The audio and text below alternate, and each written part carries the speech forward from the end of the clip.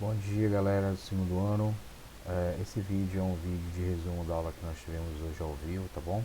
Aos alunos que não puderam participar da aula ao vivo, faço aqui um breve resumo sobre os assuntos abordados. Lembrando que nessa aula de hoje, que é a primeira aula para a tua terceira avaliação, eu faço a introdução do assunto, porém na semana que vem, quem vai assumir as aulas com vocês será o Oscar, devido ao fato de eu ter muitas turmas esse semestre, tá bom? Então, o Oscar assume a turma de vocês aqui pelas aulas ao vivo, tá bom? Para dinamizar, né, para mim e para ele, certo? Pois bem, o assunto de hoje que a gente começa é reforma e contra-reforma. Na aula de hoje é uma abordagem mais introdutória para você entender um pouco do contexto histórico que isso vai se dar, certo? E a gente fala sobre os primeiros reformadores ou pré-reformadores antes dos mais famosos e mais importantes, né, que vão sistematizar essa mudança na mentalidade do homem europeu na transição da Idade Média para a moderna, tá bom? Pois bem, antes de começar a falar propriamente do contexto histórico lá do século XV, eu quero trabalhar com vocês algumas noções aqui importantes. Por que a gente deve estudar esse contexto histórico europeu, né? Essas transformações que vão ocorrer ali na sociedade, na cultura europeia? Sobretudo, gente, pela questão da intolerância ou tolerância religiosa, certo?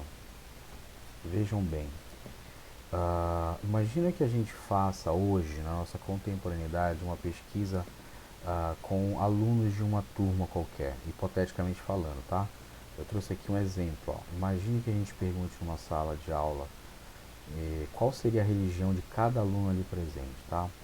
Lógico, influenciado pela sua família, dentro de um contexto familiar e social. Dos 30 alunos, a gente obteve 4 tipos de respostas, tá? Vamos usar esse exemplo aqui do gráfico. Ó. A porção em verde, os alunos dizem que são católicos, ou seja, uma maioria, certo? Em vermelho são evangélicos, em marrom espíritas e em verde, aqui abacate, seriam bandistas. Nós temos as parcelas que simbolizam, né, representam a quantidade dos alunos conforme a sua religião, certo?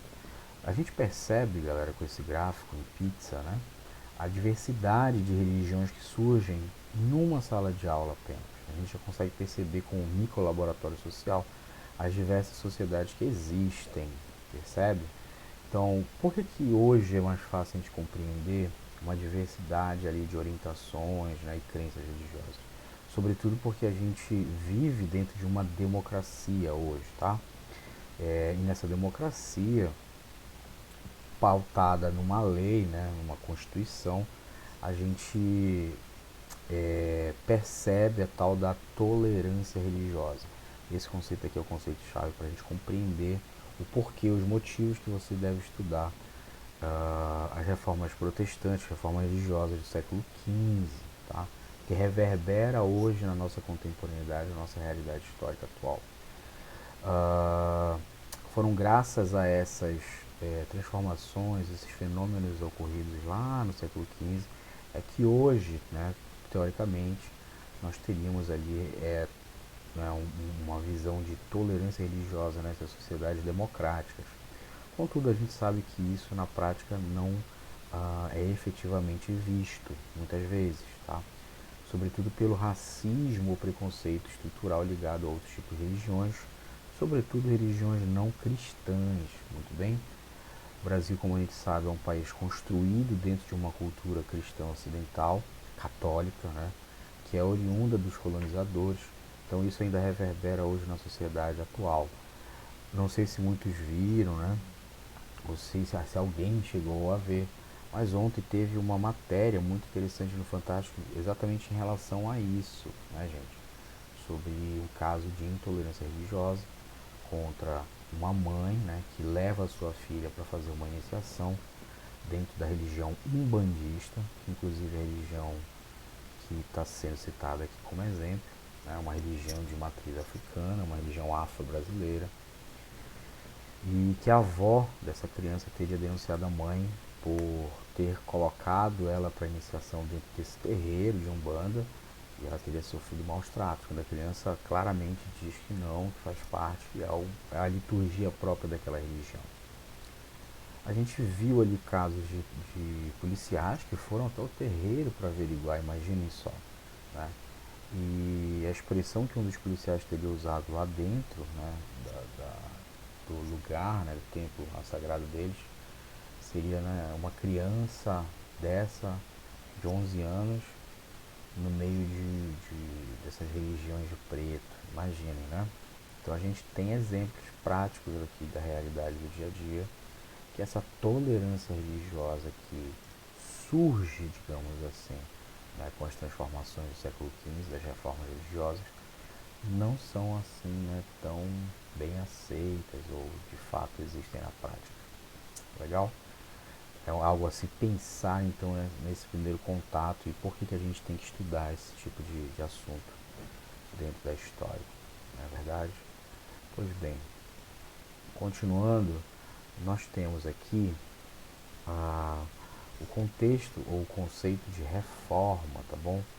Dentro da história, olha só, reforma religiosa, então, ou reforma protestante, tá? A gente deve analisar um pouco o conceito de reforma, foi o que a gente fez hoje na aula, né? A reforma expressa a ideia de mudança, né? E que foi exatamente isso que aconteceu quando começaram a surgir na Europa Ocidental várias novas religiões, embora todas essas fossem cristãs. É algo a se elencar aí, a tomar a tua atenção. Por quê? Apesar das religiões que vão surgir criticarem a hegemonia da Igreja Católica, como tu sabes, a Igreja Católica foi hegemônica durante toda a Idade Média, e esse contexto de mudanças reformistas, ela surge na transição ali do fim da Idade Média, tá, para a Idade Moderna. Então, no contexto histórico aqui é muito importante, porque isso não surge do nada, né, da cabeça dos primeiros reformadores, que inclusive eram homens da Igreja Católica, tá? Não é um belo dia ele acorda e vai começar a criticar a igreja porque não concorda com algumas práticas. Não. Ele vai começar a pensar assim, mas ele também é levado por um contexto histórico e social que está ali, presente, tá? Eu tenho alguns exemplos para te dar aqui, ó. É a transição, como tu já sabes, da Idade Média para a Idade Moderna, onde acontecem o renascimento comercial, o renascimento urbano, que é algo importante, simboliza um ressurgimento, um reflorescimento das cidades, né, na Europa, tá? E o surgimento do comércio, ou fortalecimento do comércio, o refortalecimento desse comércio, tá? Aquela economia feudal, altamente agrária, aquela sociedade eminente agrária, começa a se transformar lentamente, né? E até surgir um novo grupo social chamado burguesia. Tudo isso nós já estudamos, certo? Essa burguesia, então, ela pretende uh, que outro tipo de religião atenda às suas necessidades, tá? Sobretudo porque a Igreja Católica ela tolhia muito a prática comercial, a prática do lucro era mal vista pela Igreja Católica. Então imagine vocês, um grupo social que pratica um modelo econômico, uma forma prática econômica que visa o lucro, né? Que é o capitalismo comercial ali surgindo junto com a burguesia, né? Na Baixa Idade Média e início da Moderna. Então, esses anseios, essas reformas protestantes, essas religiões, as novas religiões, elas vêm cair com uma luva para esse novo grupo social também. Perfeito? Nós temos também o renascimento cultural que muito vai influenciar esses homens da igreja, né? A questão do humanismo, a questão da racionalidade, né? O uso, o hedonismo, né? Que é uma certa relevância, respeito, valorização dos prazeres terrenos, né? Os homens trabalham e, e através do seu trabalho, essa é a visão, né?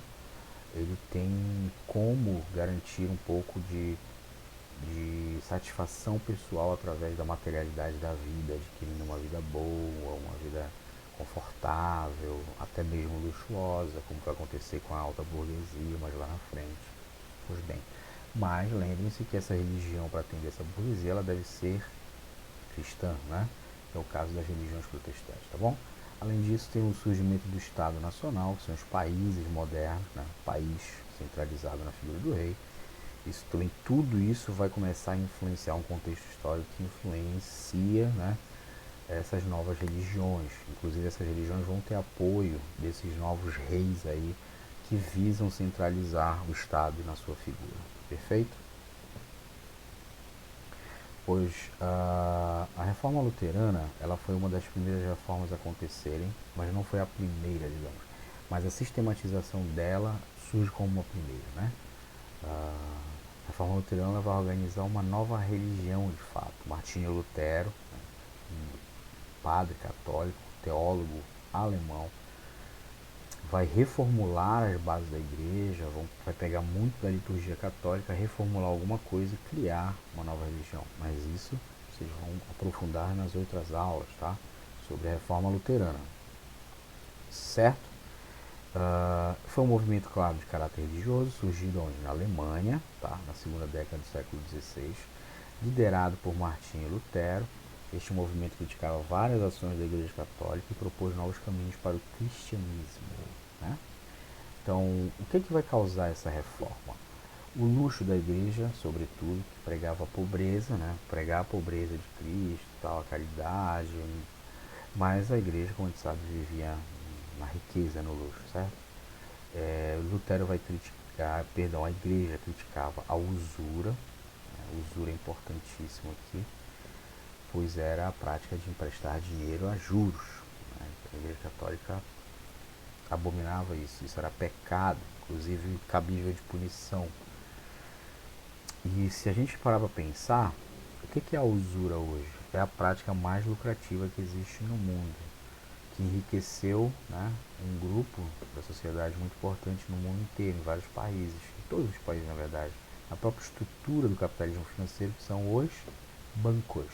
Quem te empresta dinheiro a juros? Os bancos. E é exatamente nesse renascimento urbano e comercial lá na Itália que está acontecendo, né? Sobretudo na Itália, nas cidades comerciais de Florença, por exemplo, nós temos o que? Os primeiros bancos surgindo. Então, né, essa burguesia que vai fomentar aí o empréstimo não quer mais a Igreja Católica no seu cangote dizendo, mas sobretudo eles também são cristãos, então eles precisam de uma nova opção, digamos assim, de crença, tá bom? A Lutero vai criticar a simonia. O que é a simonia, professor? É a venda de relíquias sagradas e cargos eclesiásticos. Isso aqui é a prática de vender um pedaço da cruz, um recorte do tecido do manto de São Pedro, e assim, um fio de cabelo de Cristo e tarará. Era uma cruz enorme essa que Cristo foi crucificado, porque centenas e centenas e centenas de pessoas compravam, né, um pedacinho da cruz. Então era muita madeira. Lógico que não era cruz de verdade, de fato, né? Mas eu quero que você compreenda que isso aqui era algo muito lucrativo para a Igreja Católica. Lutero sabia que aquilo era uma forma de manipulação, né, de enriquecimento, digamos, ilícito da Igreja Católica, usufruindo, se aproveitando mesmo da fé, né, das pessoas. Além disso, ele vai criticar a venda de indulgências, é um outro termo que você deve aí se adaptar, se habituar a ele, que era a indulgência de perdões. O que é isso? Nada mais do que a venda de um pedaço de terra, era uma escritura com um selo, né, dos bispos, inclusive do Papa, que te dava a garantia que tu fosse perdoado e teria um lugarzinho lá no céu. É um terreno no céu sendo vendido as indulgências. Tá? Então não é pela remissão dos seus pecados ou algo parecido que alguém poderia garantir o seu lugar no céu, mas sim pela compra, às vezes, né, dessas indulgências. O cara pecou a vida toda dele, chega lá no final, os nobres, né, grandes proprietários de terra, tinham, né, seu grande poder aquisitivo econômico, iam lá e compravam as indulgências. Lutero, logicamente, criticava isso e praticou, além disso, são alguns pontos, tá? Ele fez vários outros, tá? Na verdade, está disposto em 95 teses, né, que ele vai escrever, mas isso vocês vão detalhar mais na frente em outras aulas, tá bom? Ele vai traduzir a Bíblia do latim para as línguas locais, isso é importante, tá? Através da divulgação e a produção dessas Bíblias impressas, né, a partir do surgimento da prensa móvel de Gutenberg. Isso aqui é exatamente esse contexto de renascimento, né? Gutenberg, após a invenção da imprensa, né, que é uma espécie de impressora ali medieval, é a primeira forma de imprimir livros. Antes eles eram todos copiados pelos monges copistas e tudo mais. Então isso vai acelerar o processo de produção dos livros. E o primeiro livro a ser impresso nessa imprensa vai ser exatamente a Bíblia, tá bom? E divulgação das ideias. A partir disso, Lutero vai traduzir para o quê? Para dar acesso às pessoas mais pobres, que não conheciam latim. Afinal de contas, somente os homens da igreja que conheciam o latim, né? Eram versados no latim. Então, quando Lutero traduz a Bíblia para o alemão, ele dá a garantia de quem pudesse pagar, ou seja, uma nobreza, né? Uma burguesia mais com poder aquisitivo, pudesse adquirir a Bíblia e lê-la em sua língua. Claro, aqueles que pudessem ler, né? Que a maioria não sabia, não o fazia, na verdade. Aqui nós temos alguns pré-reformadores, tá? Que são importantes, apesar de não serem os mais importantes ali, mas eles são os precursores para que ideias como a de Lutero, de João Calvino pudessem surgir mais à frente. John Wycliffe e John Hus. Olha só. John Wycliffe, ele era teólogo, ou seja, professor da universidade, né, de uma universidade católica, a Universidade de Oxford, que é a segunda mais antiga do mundo, depois da Universidade de Bolonha, na Itália. Ela data do século XI, para você ter ideia, tá? Muito antiga e é o surgimento das universidades eclesiásticas, das universidades católicas, certo? Ele vai denunciar a riqueza da igreja, a falta de instruções dos padres que assumiram esses cargos para tomar conta da vida espiritual das pessoas, mas por influência de uma família, né, da sua família poderosa, ter poder, e colocar ele para seguir a vida ali, né, a vida religiosa, né. Ele também vai traduzir a Bíblia, na verdade é um dos primeiros a traduzir, vai traduzir para o inglês. Wycliffe acaba sendo preso e acusado de heresia pelo tribunal eclesiástico, né? Ou seja, levou, né, as suas medidas levaram ele a maus lençóis. John Hus, teólogo de Praga, um brilhante orador, ele também vai traduzir a Bíblia. Ele atacava a corrupção e o luxo do alto clero, tá? Mais uma vez, né, são esses pontos aí em comum que vários deles vão começar a criticar, certo? Hus foi condenado, excomungado pela Igreja Católica, ou seja, foi expulso da igreja, foi preso e queimado vivo, né? Viu o churrasco, coitado, como a todos aqueles que se opunham à hegemonia e o poder, né, da Igreja Católica. Beleza? Bom, gente, era isso que eu tinha para vocês hoje, tá bom? É um vídeo de resumo. Eu espero que vocês tenham compreendido, né, e introduzido para vocês esse importante e muito interessante assunto. Beleza? Eu fico por aqui. Tchau, tchau.